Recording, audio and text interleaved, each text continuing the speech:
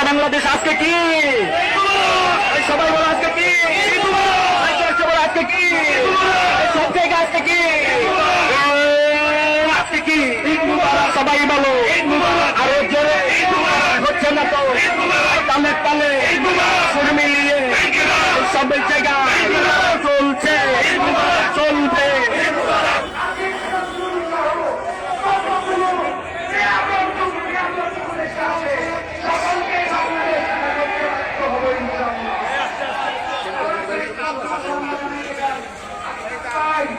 সংগ্রামী সাথী বন্ধুগণ, এতক্ষণ পর্যন্ত আমরা যে অপেক্ষায় ছিলাম সেই অপেক্ষার অবসান ঘটে আমরা সবাই একসাথে আলহামদুলিল্লাহ বলে শুকরিয়া আদায় করতে পারি। প্রিয় সাথী বন্ধুগণ, এ পর্যায়ে আপনারা সবাই বক্তব্য রাখবেন মানুষের সংগঠন বাংলাদেশ খেলাফত মজলিসের কেন্দ্র নির্বাহী সদস্য ঢাকা মহানগরের সংগ্রামী সাধারণ সম্পাদক মাওলানা রাকিবুল ইসলাম। সংগ্রামী সাথী বন্ধুগণ, দীর্ঘ 16 বছর ফ্যাসিস্ট আওয়ামী সরকার এদেশের জনগণকে সেগুলোর সমাজ বিপ্লব চালিয়েছে। ছাত্র সমাজ সহ সর্বস্তরের জনতা রাজপথে নেমে এসে পূর্বের আন্দোলন সংগ্রাম গড়ে তোলার মধ্য দিয়ে আজকের বাংলাদেশের জমিনে আওয়ামী লীগ নিষিদ্ধ হয়েছে।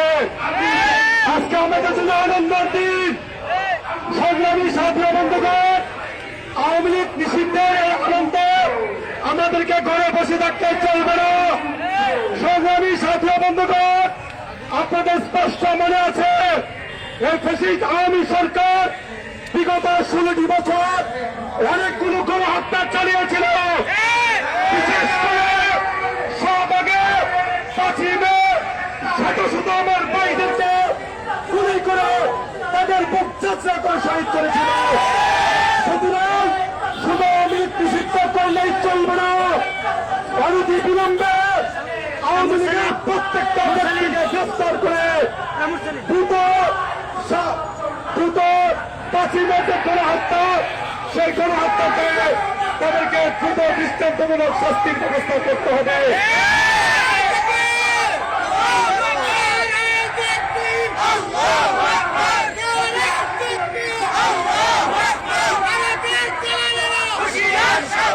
সংগ্রামী সাথী বন্ধুগণ, শুধু 5ই মের গণহত্যায় শুধু আওয়ামী লীগ জড়িত ছিল না।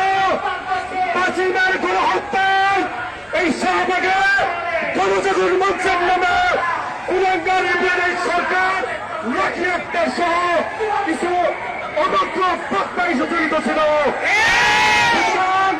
আওয়ামী লীগের পাশাপাশি তাদেরকেও গ্রেফতার করে পূর্ব দৃষ্টান্তমূলক মৃত্যুদণ্ডের আইন কার্যকর করতে হবে। সংগ্রামী সাথী বন্ধুগণ, আগামী দিনের সকল আন্দোলন সংগ্রামে রাজপথে থাকবেন তো গণহত্যার বিচার কার্যকর করার জন্য রাজপথে থাকবেন তো ইনশাআল্লাহ। আগামী দিনের সকল আন্দোলন সংগ্রামে রাজপথে উদ্যোক্তা আহ্বান জানিয়ে এখানে বক্তব্য শেষ করছি। আসসালামু আলাইকুম।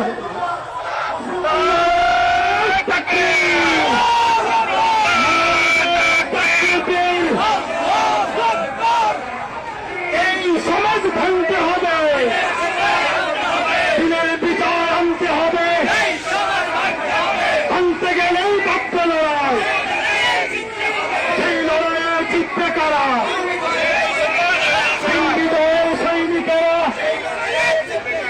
নারায়ণ তাকবীর। এই মুহূর্তে খবর এলো আওয়ামী লীগ নিষিদ্ধ হলো। এই মুহূর্তে খবর এলো আওয়ামী লীগ নিষিদ্ধ হলো। ফাঁসি ফাঁসি ফাঁসি চাই।